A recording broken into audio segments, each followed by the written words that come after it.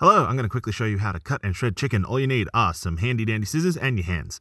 So all we're going to do, take chicken out. First things first, we're going to cut that rope off. So spread the legs, cut the rope, and pick off all the little bits and pieces. Once that's done, flip it upside down, and we're going to cut on the outside of the spine. There's no real meat on the spine, so this is just making it ease for everything to come apart. So once you get that out, peel it off, and we're going to get access to that delicious stuffing that you're going to set aside for this one. So go ahead and just put that into a side container, and we're going to start the cutting process. So now that we've got rid of the spine, this is easy access for versus the thigh. So cut along the guideline it already has for both sides, and then after that we're going to go for the wings. Wings, super easy, they just cut off, no harm, and that leaves us with our breast and rib. I'll keep them together, just cut it in half up the top, and then that's it.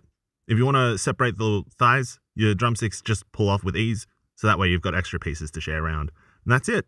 Now we're going to shred them. So we're going to pull the skins off all of them. So that's going to take us a little bit of time, but set them aside because the skin's still good. Once you've peeled them off the thighs and ribs, then we can start the process. It's a bit harder with wings, but an easy trick with the wings here is you take off the two ends of the wing, and then the middle one should have two bones. First bone just slides out, second one should follow suit. So now you have all that juicy wing meat. Just set that aside, eat it for later. Now with the first part we're going to shred is, of course, our breast.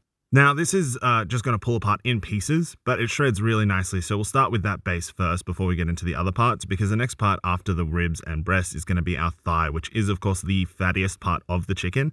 So we want that to be on top of the rib chicken so that the juices kind of just flow through. We want all of it to taste nice. This is how we get that flavor to spread. So once you're done with the thighs, the next step we're going to do is the drumsticks. Now the drumsticks are a bit harder. We're going to pull that apart off the bone. Make sure you check for the marrow first, and then you're going to find also a tiny little sharp bone that you need to get out of there as well.